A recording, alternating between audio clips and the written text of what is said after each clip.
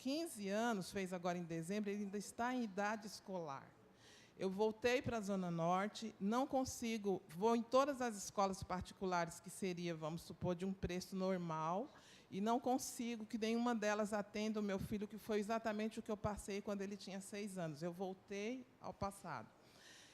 E eu fui procurar as escolas do Estado para ver que se mudou alguma coisa, se havia possibilidade de colocar o meu filho agora no Estado. E o que acontece, eles dizem o seguinte, que ele vai ficar simplesmente sentado na cadeira. E 2 vezes por semana ele vai, tem uma professora que vem, especializada, e ele terá algumas aulinhas de alguma coisa para aprender. Então, assim, o menino com autismo, ele vai ficar horas sentado numa cadeira. Poucos meses que ele já não está mais no colégio onde ele frequentava, a estereotipia voltou, a sensibilidade no ouvido voltou, ele não consegue quase falar mais nada. Todo o trabalho que foi desenvolvido, todo o trabalho desenvolvido 6 anos no colégio particular, está indo por água abaixo, porque está entrando em regressão. E eu vou à escola pública e não tem ninguém que possa atender, o sistema não mudou nada. Se ele ficar sentado numa cadeira, vai piorar mais ainda, é o que vai acontecer. Então, eu queria saber de você, Adriana, por exemplo, agora que o seu filho está numa escola pública, como está sendo o horário que ele fica lá? Se ele fica só sentado na cadeira, se está tendo assistência? Você já respondeu sobre o plano individual de ensino, que é isso que eu busco e eles não me dão, porque o meu filho tem muita capacidade de aprendizado, mas precisa de uma maneira diferenciada. Então, eu queria saber como que está sendo atendido o seu filho na escola, ou se ele está horas na cadeira, lá sentado, ouvindo o professor, só para o Estado ficar feliz e dizer que ele está na escola. Eu posso dizer, o Vitor, ele teve muita sorte na vida dele com o autismo, sempre. Mesmo com todo o sofrimento que ele precisou ter para conseguir fazer o trabalho dele de inclusão escolar, porque não é fácil mesmo, é difícil, né? Eu acho que o crescimento ele é difícil para qualquer um. O Vitor ele tem uma inclusão muito boa. O Vitor está no ensino municipal. Depois que eu tive esse embate com o Estado, né, com esse diretor no 6º ano, eu falei, meu embate aqui, eu estou lutando pela inclusão do meu filho, eu não vou poder lutar pela sua escola. Eu sinto muito, mas essa batalha minha é perdida. Eu fiz a solicitação de transferência para uma escola municipal, que era próxima do meu bairro, porque, acima de tudo, eu queria garantir para ele o ir e vir, né? Poder ensinar, ele poder pegar um ônibus próximo de casa, articular todo esse movimento que todo mundo quer, né? E ele o Vitor ele vai sozinho, conseguindo no 7º ano, tiramos o assistente terapêutico que acompanhou ele, durante o 6º ano, metade do ano na escola. A escola fez um trabalho, os professores gostavam do trabalho do assistente terapêutico, mas os professores já entendiam a necessidade de fazer com que o Vitor ficasse sozinho, e a gente decidiu entender como que ia ser o Vitor sozinho na escola. Mas ele teve muita sorte. O Vitor, quando ele entrou na escola, a professora do 6º ano fez um projeto.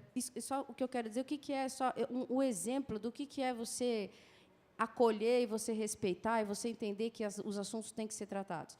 Ela fez um projeto do jornal da escola, tem um jornalzinho, e ela falou para os alunos, olha, a gente vai receber um aluno com autismo e tal. O que vocês acham da gente fazer uma matéria sobre autismo no jornalzinho da escola? Foi tudo que eles queriam, foi isso. Então, eles fizeram a tal da matéria, o 6º ano inteiro, no jornalzinho na escola, e o mais legal, eles pediram para me entrevistar. Agora, a coisa que eu mais achei incrível foi que, nessa experiência, eu virei para o meu filho, né, e tive uma atitude excludente com ele. Eu perguntei, Vitor, a gente vai falar sobre você. Tinha dobradinha de português, né? Sobre autismo, sobre você. Você quer ficar na sala ou você quer sair? Porque eu também sempre soube que ele nunca gostou que eu falasse dele na frente dele. Nesse dia, eu vi que ele tinha mudado, né? Ele virou e falou assim, aqui, na sala. Eu falei, então tá bom, então vamos lá, aqui na sala. E os meninos começaram a fazer as perguntas mais variadas. Ele não teve dúvida. Meu filho tem quase 1,80 m, né? Sou pequena, mas ele é bem grandão. Ele pegou a carteira dele lá, a última, veio trazendo, botou do meu lado, me abraçou, cruzou as pernas, sorriu para a sala de aula e disse assim, pelo sorriso dele, pode perguntar o que vocês quiserem, sobre mim, porque eu estou aqui para responder para vocês. Quisera eu que ele pudesse ter falado por ele. Tinha vezes que eu falava, você quer falar? Ele fala, não, porque ele tem dificuldade para conversar. Mas, então, assim, o que esse ambiente fez pelo meu filho? Ele deu para ele a certeza de que aquele lugar, ele pertencia àquele lugar. Deu a certeza que, quando ele teve um problema de dificuldade sensorial, durante um mês, que ele se autoagrediu, que ele teve problema, assim, na escola, de se adaptar à sonoridade. São 33 alunos na sala de aula.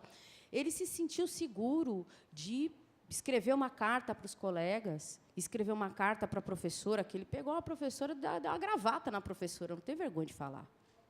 Não é fácil para um pai saber que isso aconteceu, porque qual a primeira atitude que a escola vai falar assim, olha, leva que o filho é teu, isso é um problema da senhora. Você entendeu? Porque a escola não sabe lidar com esse problema, mas a escola dele soube lidar com esse problema. Fiz uma reunião, marcamos uma reunião com os professores, como todos entenderam. Por quê? Porque a escola quer fazer dar certo. Os professores acreditam no potencial daquele aluno, que, aos outros olhares, não é capaz de nada. Então, é por isso que dá certo, porque a escola se comprometeu. É árduo para o familiar. Eu fiquei horas na escola, eu estou sempre na escola. Outro dia a vice-diretora falou assim, Adriana, você não tipo, sai da escola, né?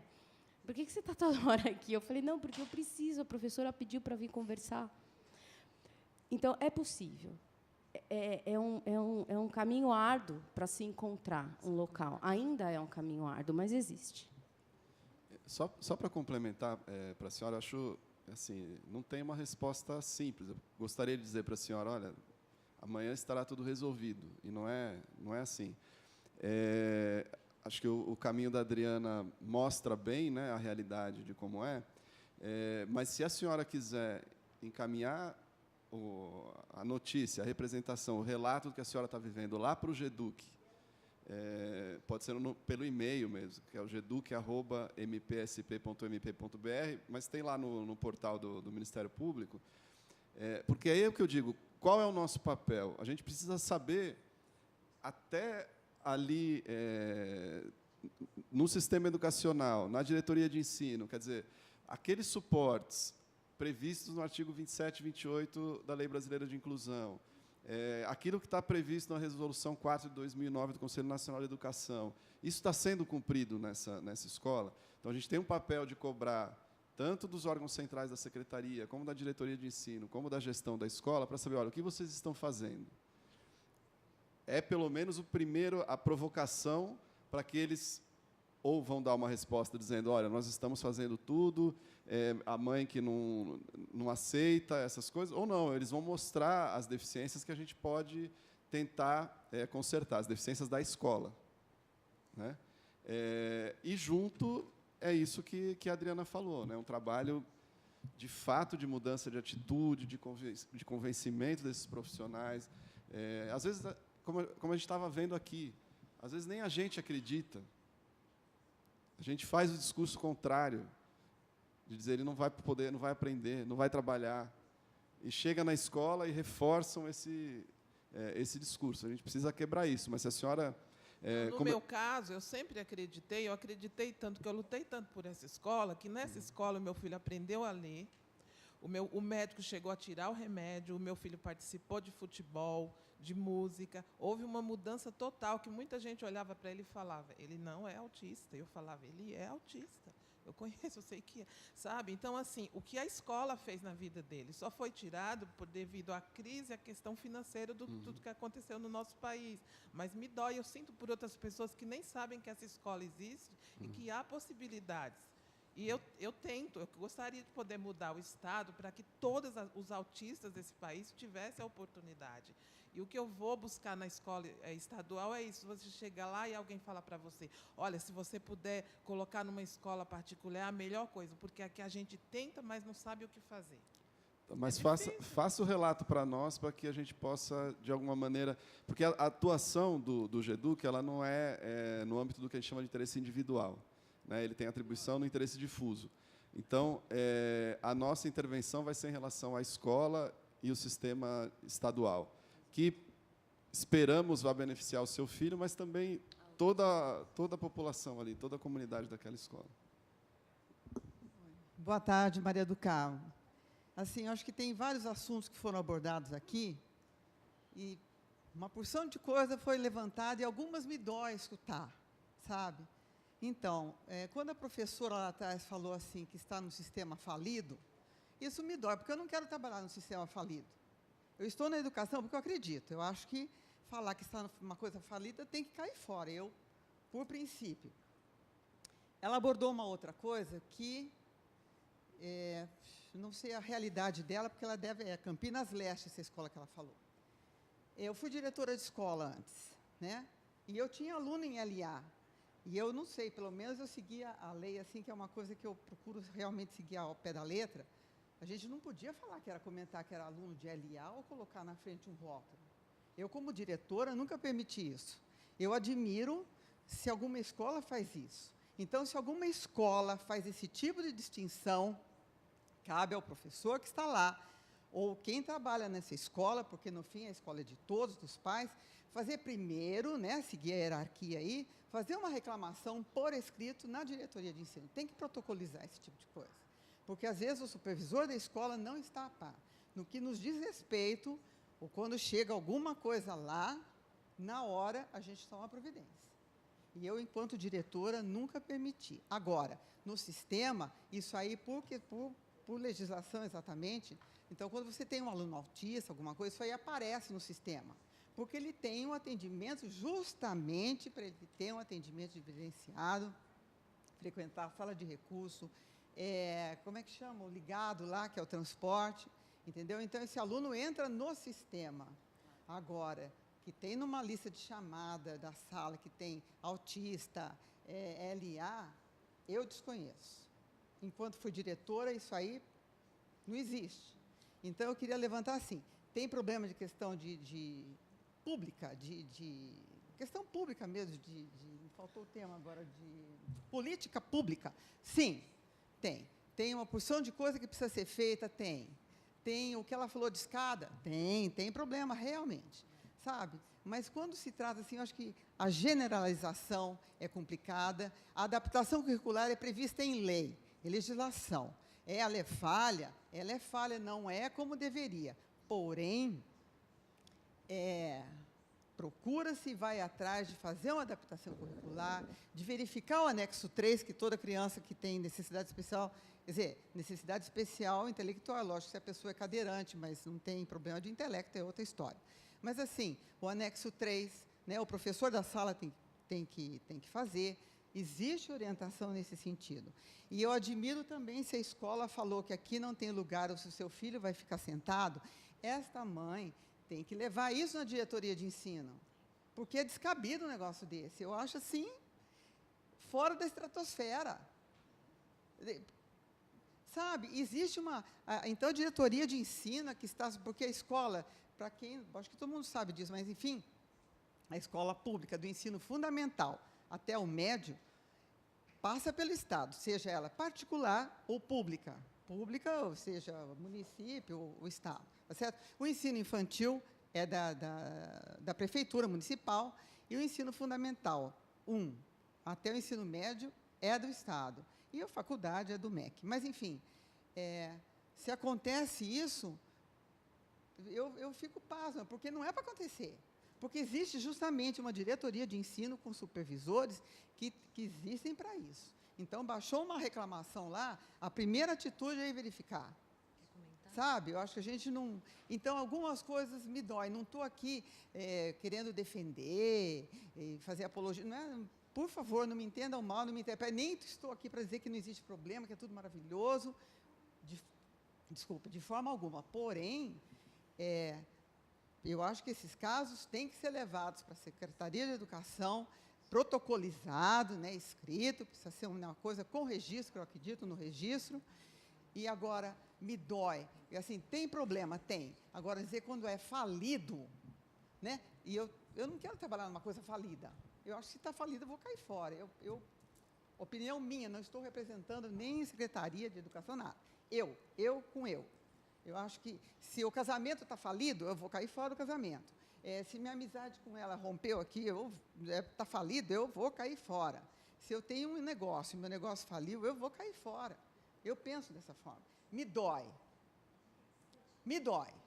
Isso aí me incomoda muito. É uma questão, opinião minha. Minha, muito própria minha. E até onde eu vejo, a gente tem uma parceria muito boa lá com a Defensoria Pública, que, por sinal, esteve ontem lá na diretoria, conversando lá com o Marcos, com o doutor Rodrigo, que é promotor lá. Então, a gente tem um diálogo legal. E, assim, uma vontade realmente de fazer, e no que nos compete, a gente faz. Agora, realmente, esbarra-se em política pública, como era o caso da avaliação lá que se levantou aqui, que eu quis falar, mas ela foi embora, né? Então, é uma avaliação pelo CAP. Embora, para ter avaliação do CAP, primeiramente, tem que ter um laudo médico. Porque não pode ser a escola olhar para um aluno e falar assim, ó, você é especial aí, ó, vou te mandar para o seu filho, para coisa. Tá certo? Então, ele já chega na escola com laudo médico e, a partir disso, é pedido uma avaliação do CAP. Isabel vai comentar? Só isso a minha colocação. Posso comentar?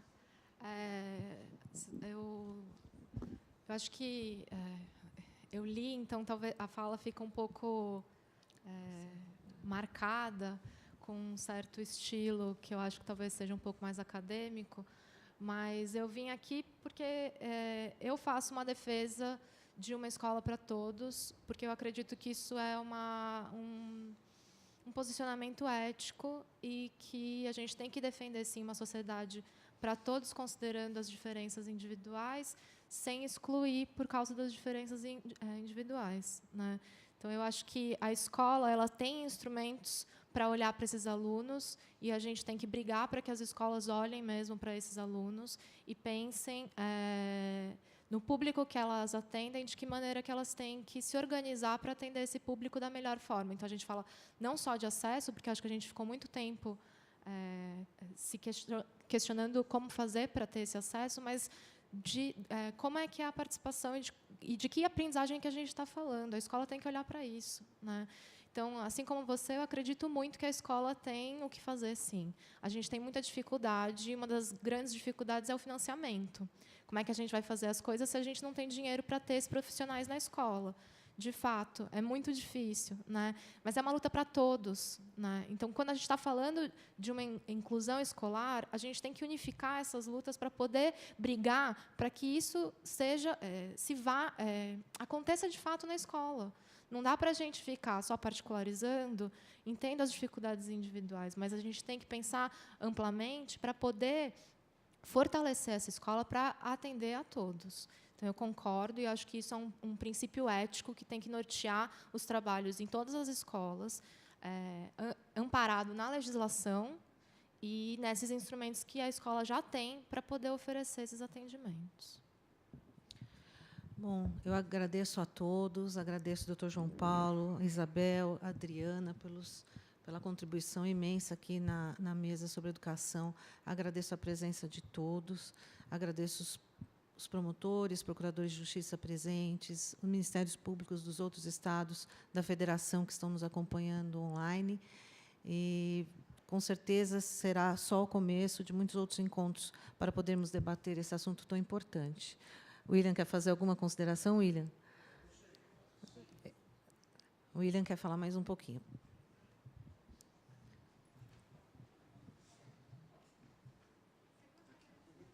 Deixa esse folheto com o senhor, doutor Faustinione, a respeito da abraça. Primeiro, agradecer a doutora Sandra novamente pelo convite feito, e por dar essa oportunidade para que um autista propriamente dito participe de mesas de debate sobre autismo, e dizer que nós não somos poucos, não. E aproveitando e pegando o gancho de tudo que foi dito aqui durante esse evento, aproveitar e anunciar a presença dos meus colegas, das minhas colegas do Arquivo e Microfilmagem, a Márcia e a Cristiane, que me ajudam muito lá no arquivo.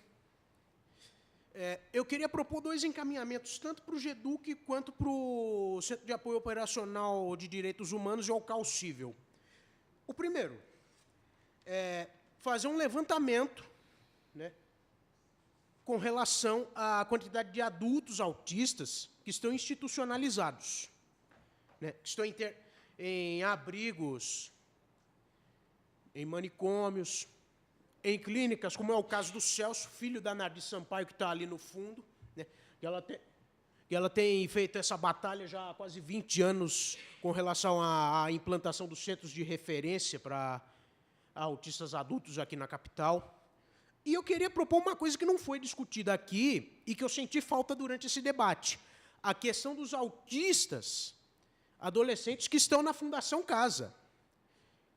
Uma das senhoras que estava aqui, a que estava com aquela muleta, né, ela estava na audiência do último dia 23 de fevereiro, lá na Assembleia Legislativa, e ela fez uma comparação que eu achei desrespeitosa e infeliz, querer comparar a situação de uma criança autista com relação a um adolescente que está internado na Fundação Casa e entrou em conflito com a lei. Eu quero dizer para ela, é uma pena que ela não esteja aqui, e seria interessante ela ouvir, que dentro da Fundação Casa, eu tenho recebido informações de sócio-educadores que trabalham lá dentro, que tem muitos internos que estão dentro do espectro do autismo, mas são subdiagnosticados. Primeiro, porque podem ter sido apreendidos simplesmente por terem uma crise de autoagressão ou acabarem agredindo alguém durante uma dessas crises e acabaram sendo injustamente enquadrados por lesão corporal ou mesmo perturbação de sossego público e foram parar na Fundação Casa. E todos aqui sabem que o sistema socioeducacional, que é a Fundação Casa de São Paulo, e outros centros de recuperação de adolescentes em conflito com a lei Brasil afora, em suma maioria, são uma porcaria. Não há formação, não há plano de carreira. E os autistas que estão lá dentro acabam também pagando pela omissão do Estado, diga-se de passagem que esses problemas que nós estamos passando, autistas leves ou severos, e eu quero frisar que autista leve também tem crise, mesmo que esporadicamente, apesar do autocontrole, eu tive também, então falo por experiência pessoal, eu quero dizer que o grande responsável por esse estado de coisas é o Estado. A Secretaria da Educação, que não quer fazer com que os professores se adaptem, recebam treinamento, e tem que ser um treinamento remunerado, né? Ninguém pode receber esse tipo de treinamento profissional de graça. Tem que se fazer plano de carreira. A gente tem que remover todas as barreiras que eu citei aqui, entre as quais as barreiras arquitetônicas, as barreiras atitudinais que a doutora Adriana citou de forma feliz até, as barreiras socioculturais e principalmente as barreiras éticas. Quem diz que a desconstrução de discurso, o questionamento de estereótipos a respeito do espectro autista é uma questão irrelevante ou secundária, está mentindo. Então, eu gostaria de propor esses encaminhamentos ao GEDUC e ao Caocível para a gente ver qual é a nossa situação, a real situação dos autistas no estado de São Paulo. Eu estou distribuindo, e deixei lá embaixo alguns exemplares, da campanha que a Abraça está fazendo esse ano sobre desinstitucionalização. Esse folheto, e se o doutor Faustiniano puder me emprestar por um momento, eu fico agradecido, apenas para citar alguns dados, né, ele é bem claro.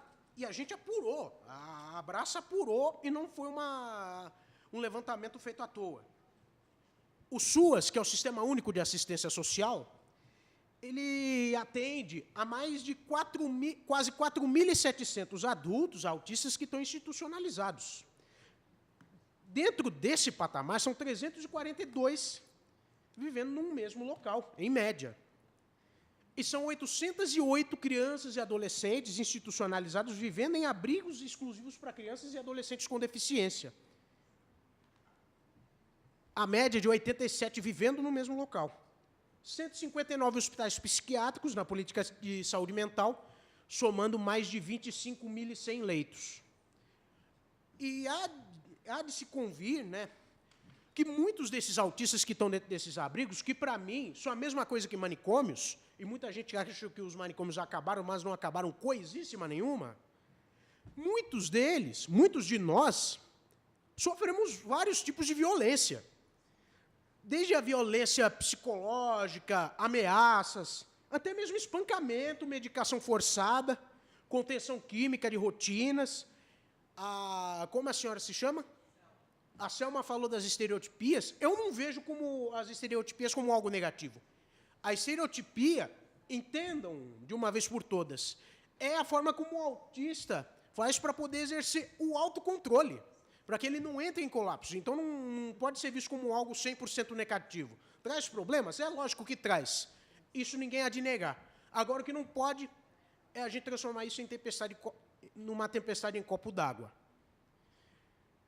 Então, há também a questão da invisibilidade, a ausência de mecanismos de denúncia, são muito poucos. Né?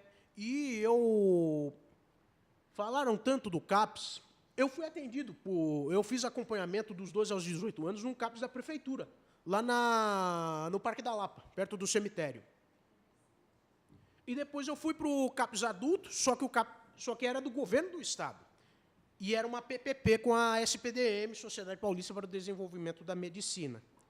Então, são esses encaminhamentos que eu gostaria de propor à mesa, aos promotores e também ao egrégio Procurador-Geral de Justiça, doutor Walter Paulo Sabella. Né, se ele puder entrar com afinco nessa luta, eu ficaria agradecido também. E eu encerro minha participação dizendo o seguinte, e reforçando aquilo que eu disse durante minha intervenção. Nada sobre nós sem nós. A situação que a dona Maria, que estava aqui, descreveu a respeito do filho dela, o Giovanni, é ele que tinha que estar aqui falando sobre isso. A filha da outra senhora que estava lá, a Cássia, que tem 26 anos e passou por todas essas situações que ela descreveu, ela também tinha que estar aqui para falar sobre isso. A gente tem que começar a ouvir direto da fonte. E eu quero fazer uma crítica, né, à forma como se deu a aplicação da Lei Berenice Piana. É bem verdade que foi uma luta nacional, só que foi uma luta que não foi protagonizada por nós autistas. Foi protagonizada por neurotípicos. Então, não houve representatividade plena e efetiva nessa questão da Lei 12.764. A gente tinha que estar à frente dessa luta, na linha de frente dessa luta histórica. É isso. Eu novamente agradeço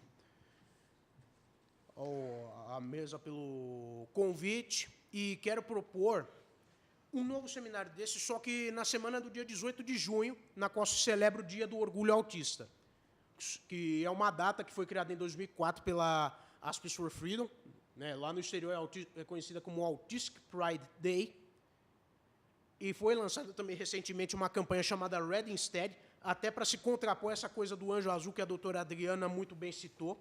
Eu também sou crítico a essa coisa do anjo azul, porque invisibiliza mulheres autistas, invisibiliza adultos que estão dentro do espectro, e muitos deles subdiagnosticados. Isso tem que ser questionado, sim, não é uma discussão irrelevante coisa nenhuma, porque a desconstrução de estereótipos é o primeiro passo para a gente conseguir melhorias. Pode não ser o principal, mas é o primeiro passo e ele tem que ser levado em conta, sim. William, muito, muito, muito obrigada.